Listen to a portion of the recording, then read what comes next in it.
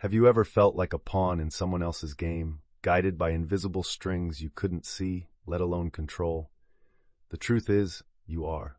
Every day, in countless subtle ways, your thoughts, feelings, and choices are being shaped by forces you may not even recognize.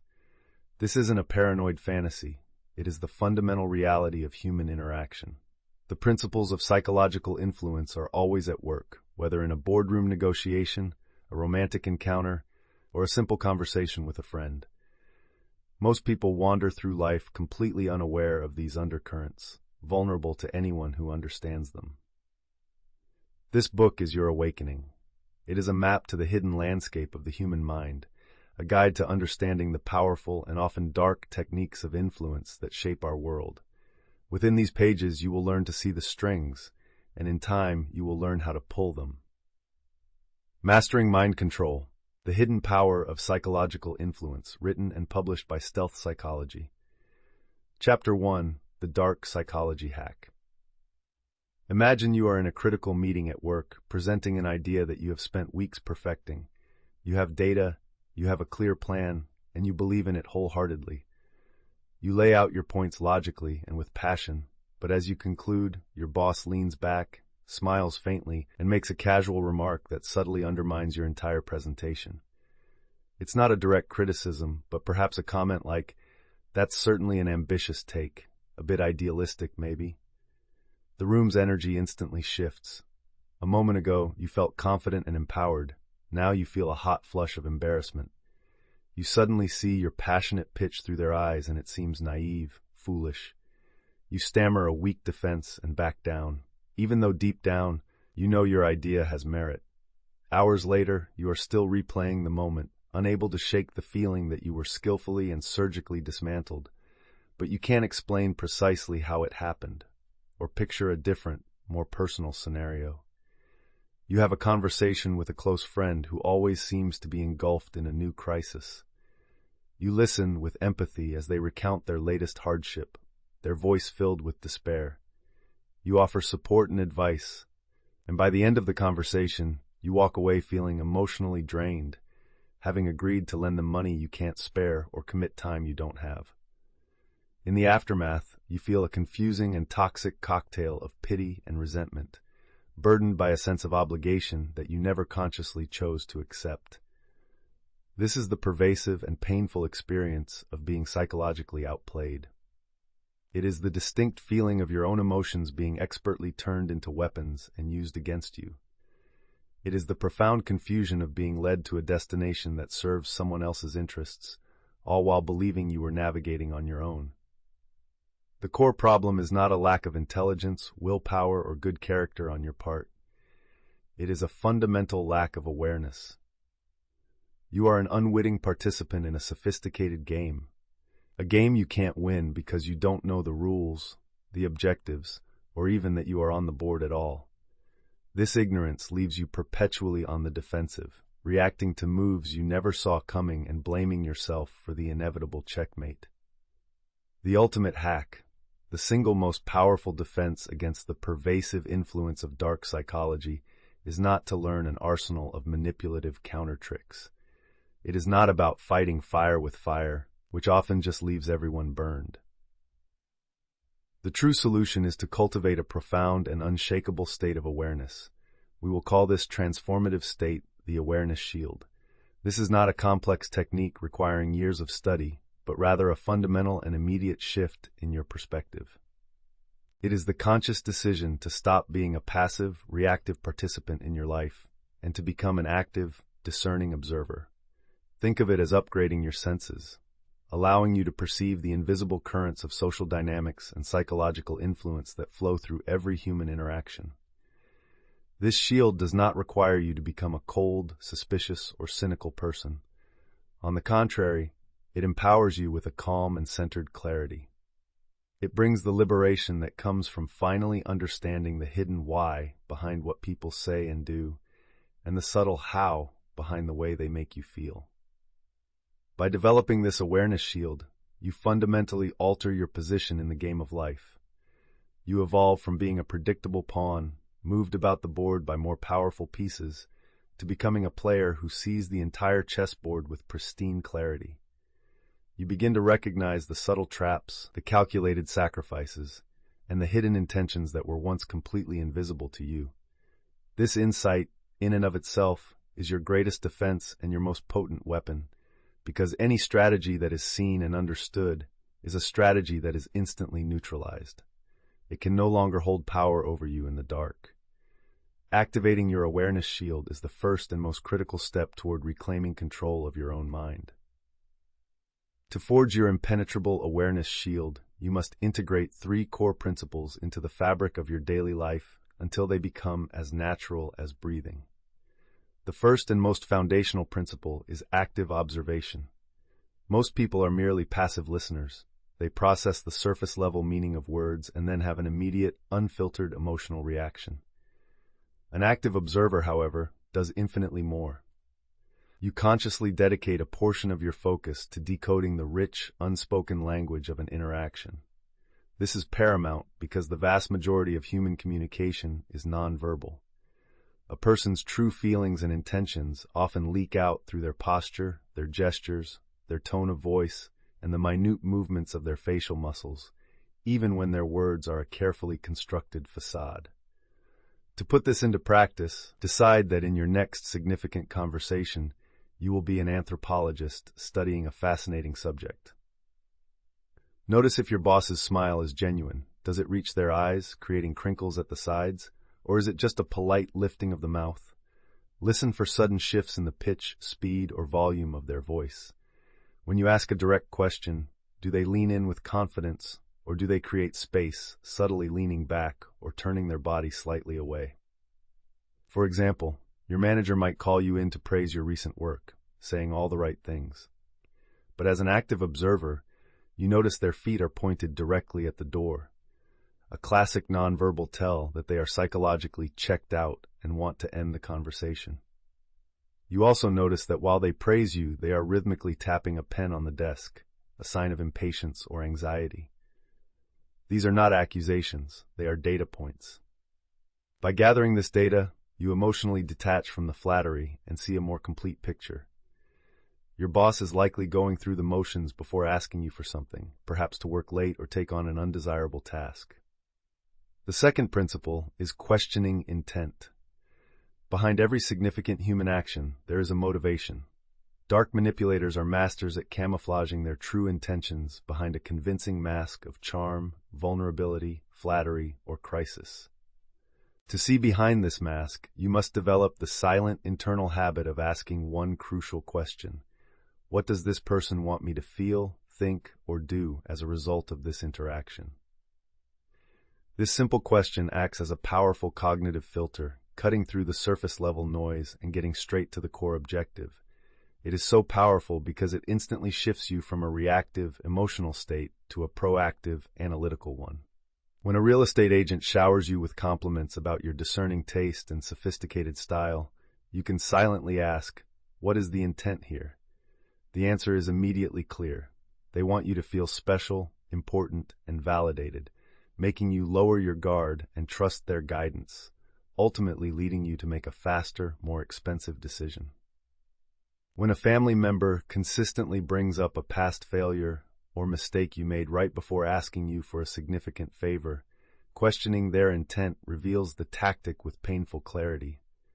They want to trigger feelings of guilt and inadequacy, making you feel you need to make up for your past failings by complying with their request now. This question is a private tool for your own clarity, transforming you from an unsuspecting target into a savvy analyst of human behavior. The third and final principle is the emotional self-audit. Covert manipulators do not target your logic, they target your emotions. Your feelings are the open gateway to your actions. An unexpected and powerful surge of guilt, fear, pity, obligation, or even intense flattery is often the first red flag of a manipulative attempt. An emotional self-audit is the practice of learning to treat your own feelings not as commands to be obeyed, but as important data signals to be investigated. It works by creating a critical space, a pause between an emotional trigger and your conditioned reaction. Instead of being swept away by a feeling, you hold it at arm's length, acknowledge it, and calmly investigate its origin. To apply this, the next time you feel a strong, confusing, or uninvited emotion during an interaction, mentally press the pause button. Ask yourself, why am I feeling this specific emotion right now?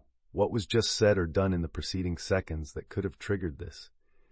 Imagine you suddenly feel a powerful wave of shame after a colleague points out a small error you made in front of the team, saying, "Oh, looks like someone wasn't paying attention." Instead of spiraling into self-criticism, you perform an audit. You recognize that the shame is a direct result of their use of public shaming, a tactic designed to assert dominance and diminish your status. By identifying the feeling as the result of an external tactic rather than an internal failing, you rob it of its power. You can then choose a logical response rather than reacting from a place of manufactured shame. Practicing these three principles, active observation, questioning intent, and the emotional self-audit, will forge your awareness shield into an unbreakable defense. They will forever change the way you experience the world, revealing the hidden architecture of power and influence that is constantly at play all around you. You have now learned to see the invisible game board. Are you prepared to learn how to influence the flow of the game yourself? What if you could not only defend against persuasion, but become a master of it, capable of turning disagreement into cooperation and doubt into unwavering trust? The next chapter will hand you the keys to ethical and powerful persuasion. Remember to subscribe to Stealth Psychology, give this video a like, and comment with your personal opinions or suggestions for channel development. Chapter 2. Power of Persuasion. Have you ever stopped to consider that the most influential people in history, the ones who shaped industries, led movements, and changed the world, were rarely the ones with the most raw intelligence or the most technical expertise? They were, almost without exception, the masters of persuasion. They were the visionary leaders who could articulate a future so compellingly that thousands would dedicate their lives to building it.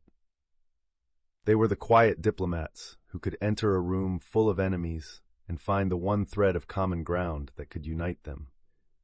They were the entrepreneurs who could sell a dream sketched on a napkin and convince investors to fund it with millions. They possessed what seemed like an almost magical ability to align others with their way of thinking, not through brute force or overt deception, but through a deep, intuitive understanding of human nature and motivation. This power appears effortless for them, yet for most people it feels like an elusive and insurmountable challenge. You have likely experienced the profound and maddening frustration of having a brilliant, well-thought-out idea that nobody seems to grasp or appreciate. You may know the sting of being in a debate, armed with an arsenal of facts and evidence, only to lose to someone more charismatic who sways the crowd with a compelling but less logical argument.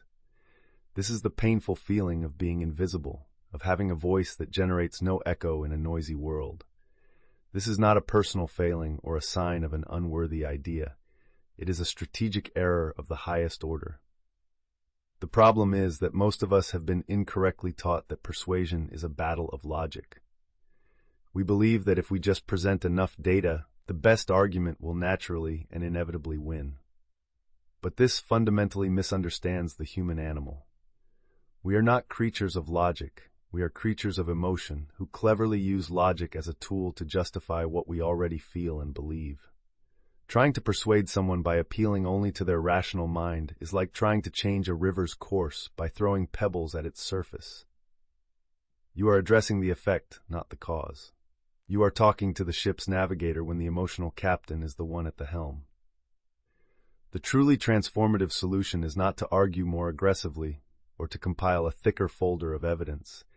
It is to wholly embrace a powerful and sophisticated mindset we will call empathetic framing.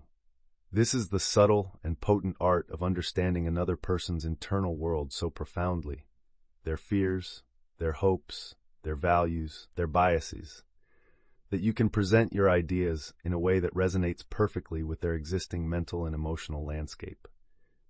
It is the very opposite of the aggressive, one-size-fits-all approach of trying to force your viewpoint onto others.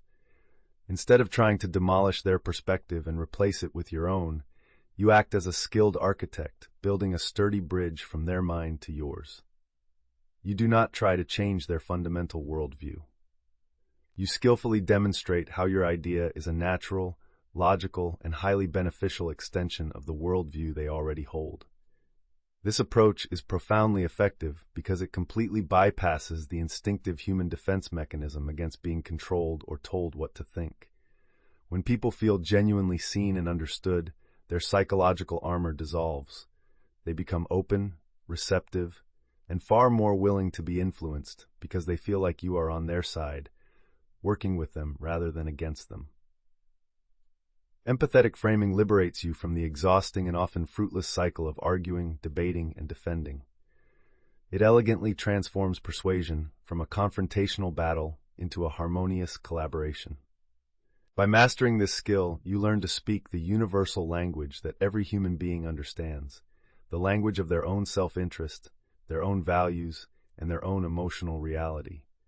You gain the rare ability to make your ideas not just heard, but deeply felt, turning you from someone with an opinion into a person of true and lasting influence. To become a master of empathetic framing, you must internalize 3 fundamental techniques until they become second nature. The first is called the mirror and the match. This is the delicate practice of subtly mirroring a person's body language and matching their vocal patterns to build a deep and unconscious sense of rapport. This works because of a primal psychological trigger. We instinctively like and trust people who are similar to us. When you subtly attune yourself to someone's posture, gestures, and speech tempo, their subconscious mind receives a powerful signal. This person is like me. They are part of my tribe. They are safe. It is crucial to understand that this is not about overt mimicry, which comes across as strange and even mocking. It is a sophisticated dance of attunement. In practice, if the person you are speaking with leans forward to emphasize a point, you might wait a few moments and then find a natural reason to lean forward yourself. If they speak in a slow, deliberate manner, you should consciously resist the urge to speak quickly and instead match their thoughtful pace. A more advanced application is to match their language by identifying their favorite keywords or metaphors and gently weaving them into your own responses.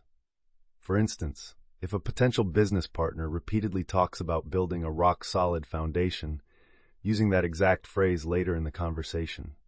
I agree, our collaboration must be built on a rock-solid foundation. Will make your ideas feel incredibly familiar and agreeable to them. This creates a powerful, unspoken channel of connection that makes them receptive to your message before you even state your case. The second technique is the value bridge. This is the absolutely critical skill of connecting what you want to what the other person already values most. Every person is driven by a core set of values, whether they are consciously aware of them or not. These may include security, freedom, adventure, status, community, or control. Any persuasive message that ignores these underlying drivers is doomed to fail. To build an effective value bridge, you must first become a detective of human motivation. You must listen with immense focus, not just to what people say, but to the values that their words reveal. Once you have identified their core motivator, you can frame your request in a way that demonstrates how it directly helps them achieve their goals. This is effective because it reframes your proposal in their mind from being a burden or a cost to being a valuable opportunity. For example, you want your top employee to lead a difficult new project. Instead of saying, "I need you to take on this extra work," which frames it as a burden on them, you build a value bridge. Knowing they value career growth and recognition, you say, "I have a high-profile opportunity that I immediately thought of you for. It's challenging, but I believe successfully leading this project would be the perfect way to demonstrate the leadership skills required for that senior position we discussed." You have seamlessly bridged your need, getting the project done, to their deeply held value, career advancement, making them not just willing, but often enthusiastic. The final technique is the story switch. Human brains are not wired to be moved by data points. They are wired for narrative. Facts and figures may appeal to our logic, but stories conquer our emotions, and it is almost always emotion that drives decision-making and action. The story switch is the practice of replacing a dry, factual argument with a compelling and emotionally resonant narrative that vividly illustrates your point. This works because stories bypass our logical defenses and create a powerful mental simulation. The listener experiences the events and emotions of the story as if they were real, making the central message far more memorable, personal, and impactful. To apply this, stop listing the features of your product and instead tell the story of one specific customer whose life was dramatically improved by it. When trying to convince your team to embrace a difficult change, don't just present charts and projections. Paint a vivid story of the exciting future that awaits if you succeed, and the cautionary tale of what might happen if you fail to act. For instance, a city official advocating for a new park would be far more effective telling the story of a single child from a crowded apartment finding joy and freedom in a green space than by citing statistics on urban planning. By mastering these three techniques, you will ascend beyond simple arguments and enter the realm of true persuasion, where your ideas become irresistible because they are perfectly and empathetically framed within the world of your audience. You now know how to make people not only listen, but agree. But what if you could take this a step further? What if you could plant an idea so deep within someone's mind that they genuinely, passionately believed it was their own? In the next chapter, we will explore the advanced and potent tools of mental control. Remember to subscribe to Stealth Psychology, give this video a like, and comment with your personal opinions or suggestions for channel development. Chapter 3. Control Minds Like a Pro.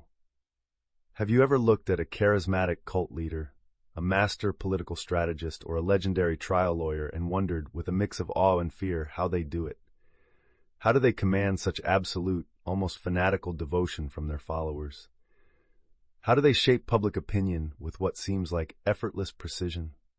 How do they extract secrets and win arguments without ever appearing to raise their voice or issue a threat? The answer is that they are not using any form of magic or supernatural power. They are employing a refined and devastatingly effective set of psychological tools. They are, in essence, master architects of belief. They possess a deep, functional understanding of how the human mind constructs reality, and they use that knowledge to deconstruct a person's existing beliefs and rebuild them to align perfectly with their own purpose. This level of influence can seem intimidating, and for very good reason. The idea of being mentally controlled, of having your own thoughts, desires, and beliefs shaped by an invisible external hand, is one of the most profound violations a human being can experience. Many people live in a state of low-grade fear of these unseen forces. They worry about being manipulated by sophisticated advertising campaigns, high-pressure salespeople, divisive media narratives, or even a dominant and controlling partner. This fear is understandable, but it stems from a feeling of powerlessness against techniques that seem too complex, too insidious, and too secretive to defend against. The core problem is not the existence of these powerful psychological tools. The tools themselves are neutral. The problem is your ignorance of them. As long as these methods remain a dark mystery to you, you will always remain vulnerable to them. You are, in effect, trying to protect a fortress without having any understanding of the enemy's siege weapons. The most transformative and empowering solution to this pervasive fear is not to hide from these potent psychological tools, but to understand their mechanics so completely that they lose all of their covert power over you. This advanced framework is what we will call the architecture of belief. The central idea is that beliefs, even our most cherished and deeply held convictions about ourselves and the world, are not solid, unchangeable monoliths of truth. They are structures. Like any structure, they are built piece by piece from our life experiences, our emotional attachments, and the information we choose to accept. A master of influence is simply a master architect who has studied the blueprint of belief formation. By learning the principles of this architecture, you gain two extraordinary and life-altering abilities. First, you acquire the ultimate defense system. You will develop the ability to instantly recognize when someone is attempting to construct a belief inside your mind, allowing you to calmly observe and dismantle their efforts before they can ever take root. Second, you gain the ability to become a conscious and ethical architect yourself. You can learn to deconstruct your own limiting beliefs, the ones that tell you you're not good enough, smart enough, or worthy enough, and build new, empowering beliefs in their place. This is not about learning to become a cold manipulator. It is about seizing conscious control of the most important process in your life, the ongoing construction of your own reality. This knowledge demystifies the art of mind control, stripping it of its menace and transforming it from a source of fear into a liberating tool for personal growth and empowerment. To become a student of the architecture of belief, you must first understand the primary tools used by its most skilled practitioners. The first tool is a classic for a reason. It is called the yes ladder. This is a subtle yet powerful technique where you strategically lead a person to agree with a series of small, simple, and logically undeniable statements before you present your actual, more significant request or idea. This is devastatingly effective because it hijacks the powerful human psychological need for consistency. Our brains are wired to avoid cognitive dissonance. We feel a strong internal pressure to keep our actions and statements consistent with one another. Once we have said yes multiple times, it becomes psychologically uncomfortable and inconsistent to suddenly switch to no. Each small agreement is another step up the ladder, building a powerful momentum of compliance that makes it feel natural and almost automatic to agree with the final proposition at the top. You see this in action with skilled negotiators. They won't start with their main demand. They will begin with a foundation of agreement. We both want what's best for our companies, right? And finding a solution that allows us both to grow is the ideal outcome, isn't it? Yes. And a long-term partnership is more valuable than a short-term gain, correct? After building this foundation of shared perspective, their main proposal is presented not as a demand, but as the logical conclusion to all the points that have already been agreed upon, making it significantly harder to reject. The second tool is the illusion of choice. This is the sophisticated art of giving someone a sense of control and autonomy by offering them options, when in fact, all available options lead to your desired outcome.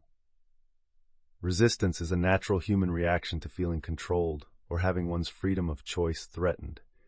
By providing a choice, even a limited one, you satisfy this primal need for autonomy. This makes the other person feel like a respected and empowered participant in the decision-making process, rather than a pawn being ordered around. This technique is a cornerstone of effective leadership and parenting. A wise manager, wanting her team to embrace a new software, might say, "For this transition, do you think it would be better to schedule the training sessions in the morning to get them done, or in the afternoon so we can process them at the end of the day?" The decision to adopt the software is not up for debate. That is a foregone conclusion. The choice is purely about the implementation, but it gives the team a sense of ownership and involvement, drastically reducing potential resistance. A parent might ask a child, "It's time to get ready for bed. Do you want to brush your teeth first or put on your pajamas first?" The child feels empowered by making a decision, all while being gently guided toward the non-negotiable goal of going to bed. This technique masterfully bypasses power struggles and fosters a spirit of cooperation. The third and most advanced tool is the future pace. This is a powerful visualization technique where you verbally and vividly guide someone to mentally and emotionally experience the positive future that will unfold once they have adopted your idea or taken your suggested action. This technique is incredibly potent because the human brain often struggles to distinguish between a richly imagined experience and a real one. When you have someone pre-experience the powerful positive emotions associated with your suggestion, you anchor that good feeling directly to your idea in their mind. This creates a powerful, intrinsic motivation that logical arguments alone can never hope to achieve. A skilled financial advisor doesn't just list investment returns. They use a future pace. I want you to just take a moment and imagine it's 10 years from now. You're not worrying about bills. You're looking at a photo of that vacation home you always dreamed of, knowing it's yours. Feel that sense of security, that sense of freedom. That is what this plan is designed to build for you. This transforms an abstract financial plan into a tangible, emotionally charged reality. It creates a deep, subconscious craving for that future state, making the decision to follow the plan feel like the most natural choice in the world. Understanding how to build belief is an immense power. But what happens when these very tools are turned against you in subtle, destructive ways? How can you learn to spot the nearly invisible mind games that manipulators play every single day to destabilize your confidence and erode your sanity? The next chapter will provide you with the psychological X-ray vision needed to see through these dangerous deceptions and protect your mind. Remember to subscribe to Stealth Psychology, give this video a like, and comment with your personal opinions or suggestions for channel development. Chapter 4. Spotting Mind Games. Have you ever left a conversation with someone and felt as though you were walking through a thick, disorienting fog? One moment, you were certain of your own memories, your feelings, your perception of reality.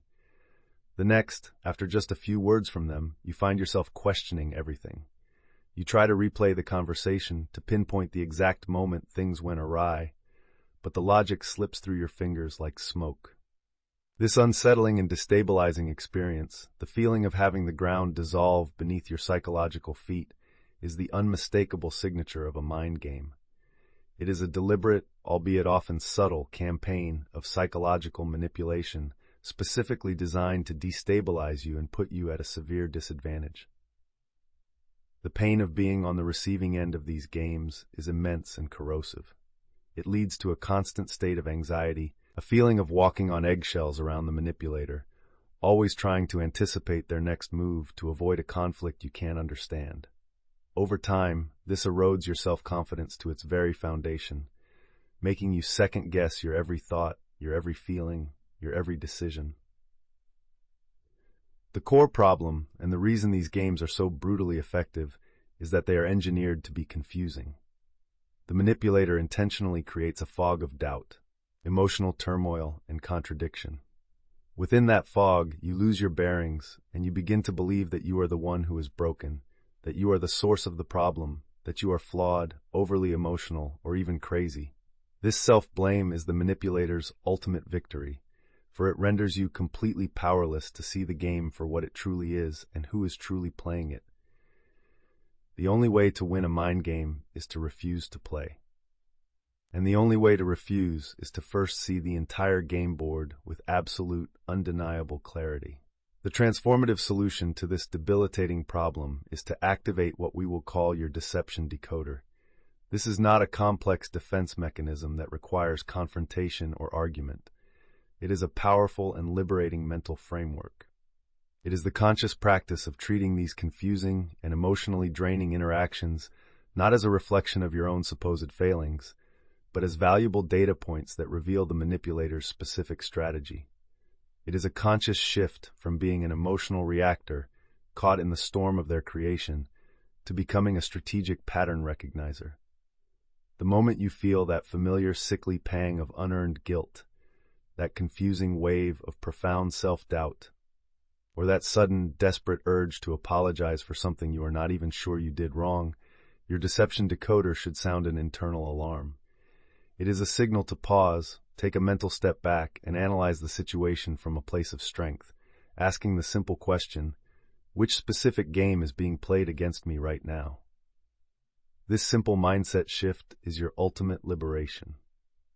It immediately lifts you out of the emotional fog and places you on the high ground of intellectual and emotional clarity. The moment you can accurately put a name to the game, to say, this is gaslighting, or this is a guilt trip, it is stripped of its mysterious and terrifying power.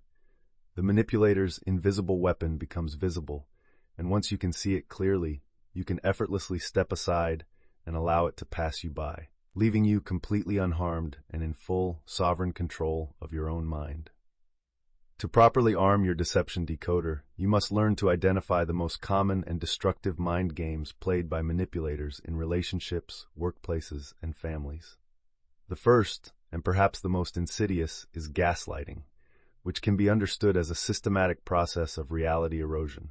The term originates from a classic 1938 play, Gaslight, in which a manipulative husband slowly tries to drive his wife insane by subtly altering their environment, dimming the gaslights, hiding objects, and then vehemently denying that anything has changed, blaming her perception.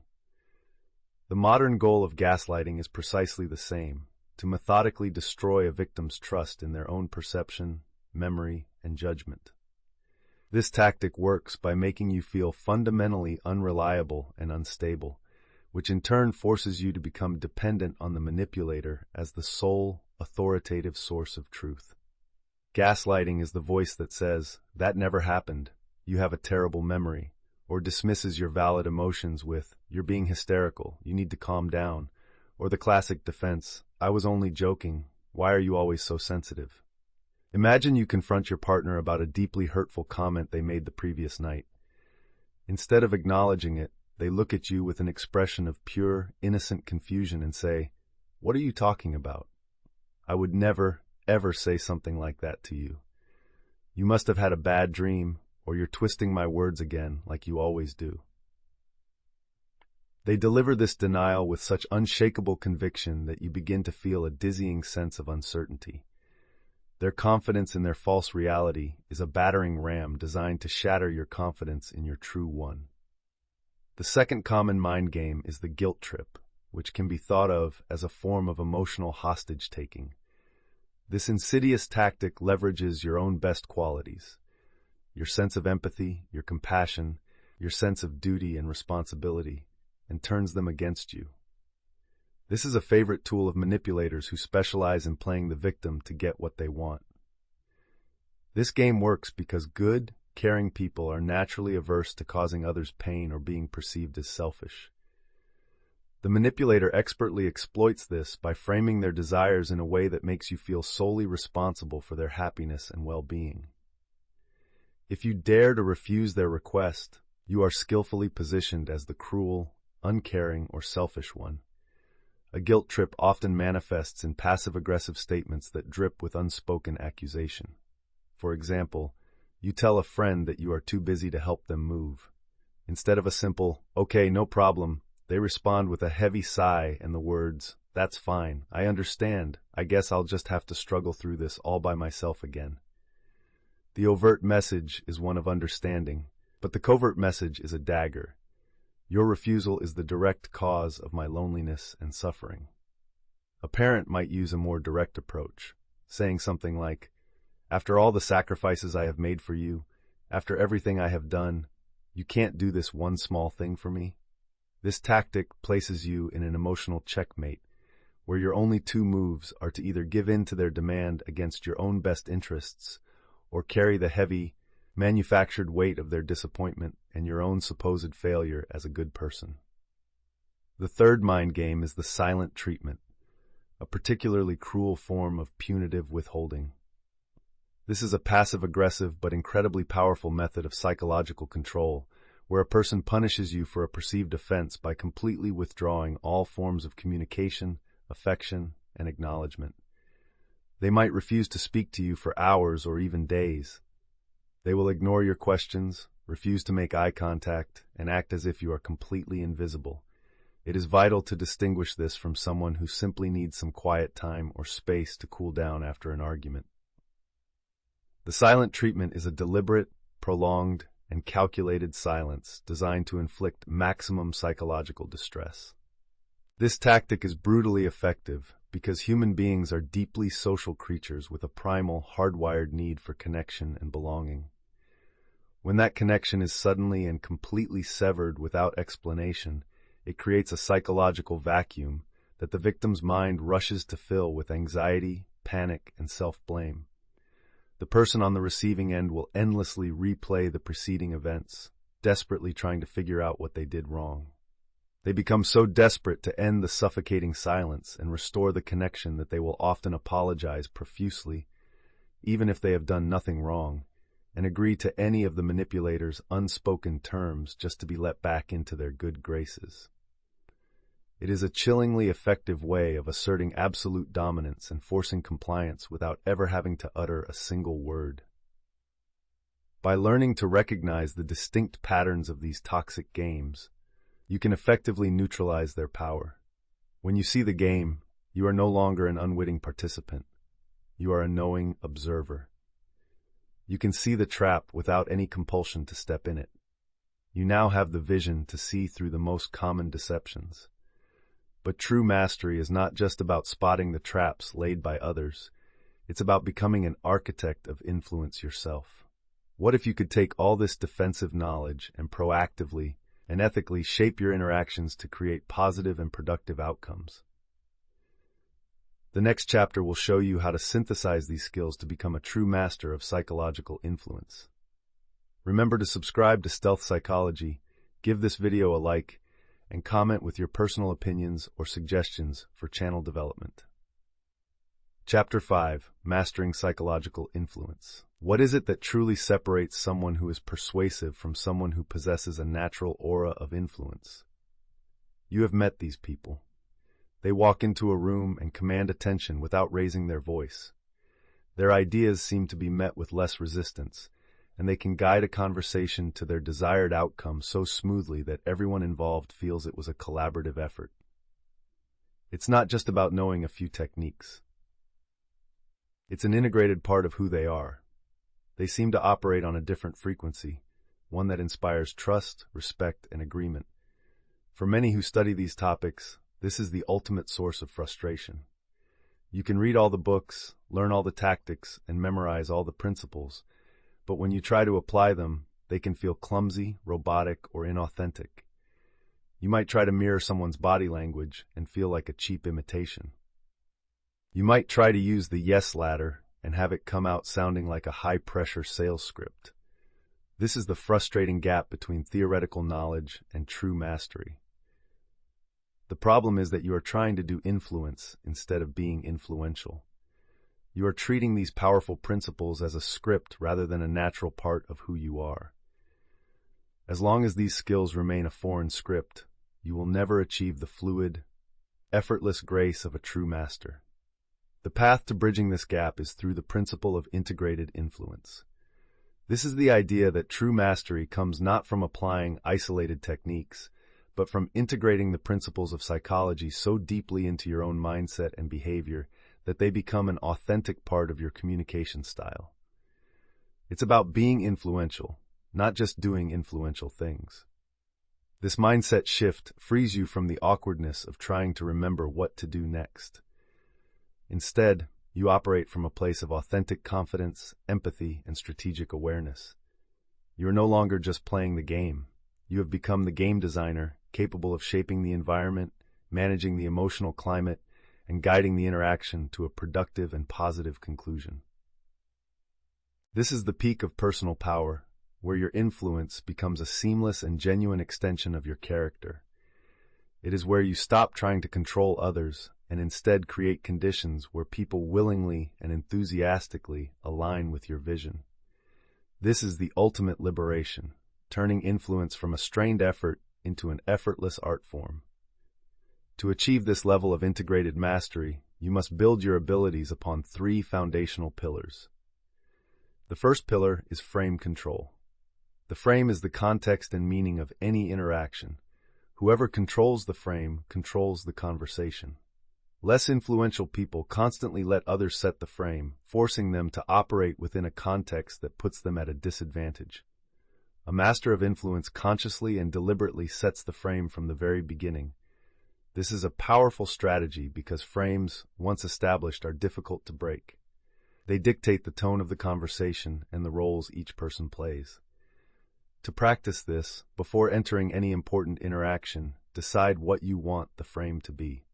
For instance, before a salary negotiation, you might set the frame as a collaborative discussion about my value to the company, not a confrontation where I have to beg for more money. You establish this frame with your opening words, your tone, and your demeanor. If the other person attempts to break your frame, for example by saying, "The company is facing budget cuts," you don't get defensive. You calmly acknowledge their point and then gently reassert your frame. I understand the broader financial picture, which is why I want to focus on how my contributions directly increase revenue and make me a valuable investment. This high-level skill keeps you in quiet command of the interaction's underlying narrative. The second pillar is an unwavering commitment to emotional regulation. In any high-stakes situation, from a boardroom negotiation to a family crisis, the person with the most influence is almost always the calmest person in the room. This is because emotions are contagious. Your state of emotional control signals strength, confidence, and reliability. It de-escalates tension and allows for rational thought to prevail. This means you must master your own internal state before you can hope to influence anyone else's. To develop this, practice mindfulness techniques, such as deep breathing, to center yourself before and during stressful encounters. Learn to observe your own emotional responses as if you were a third party. When you feel a surge of anger or a pang of anxiety, do not react to it. Acknowledge it, let it pass, and then choose a calm, strategic response. Your ability to remain an island of tranquility in a sea of emotional turmoil is a potent form of influence. The third pillar is the practice of strategic empathy. This is a significant evolution from basic empathy. Basic empathy is feeling what another person feels. Strategic empathy is the skill of understanding why they feel what they feel and what deep-seated human need is driving that emotion. It is the ability to see the world from their perspective so clearly that you can anticipate their reactions and address their unspoken concerns. This works because it allows you to solve the root cause of a person's resistance, not just argue against the surface-level symptoms. To cultivate this skill, you must become an exceptional listener. Listen not just for words, but for the values, fears, and desires hidden beneath them. Ask powerful questions like, "What is the biggest challenge for you in this situation?" Or "Help me understand what a perfect outcome would look like from your perspective." For instance, imagine a colleague is resisting your new proposal. Instead of fighting back, a master of influence would deploy strategic empathy, calmly saying, "It seems like you have some very serious concerns about this plan. I get the sense that you're worried about the disruption it might cause the team and the risk of failure. Is that a fair assessment?" By accurately identifying and validating their underlying fear, you instantly disarm their hostility. You are no longer an adversary, you are a partner who understands. This opens the door to a truly productive conversation where you can address their core needs directly. By building your character on these three pillars, frame control, emotional regulation, and strategic empathy, you will complete your transformation into a person of authentic and profound influence. You will no longer need to consciously think about specific techniques because they will flow naturally and gracefully from the person you have become. But with this level of power comes an immense and unavoidable responsibility. It is one thing to be able to shape the thoughts and feelings of others, but it is another entirely to know when you should and why. How can you ensure that this potent new skill set is used not for selfish gain, but to elevate yourself and those around you? The final chapter will guide you through the ethics of influence, helping you build a moral compass to wield your new power for good. Remember to subscribe to Stealth Psychology, give this video a like, and comment with your personal opinions or suggestions for channel development. Chapter 6. Using Power for Good. Consider for a moment that power is like fire. It is one of the most primitive and potent forces in human existence. Wielded without care, without wisdom, without a guiding conscience, it scorches and consumes everything in its path. It is the fire that destroys trust, devastates relationships, and fuels the engines of tyranny, abuse, and manipulation.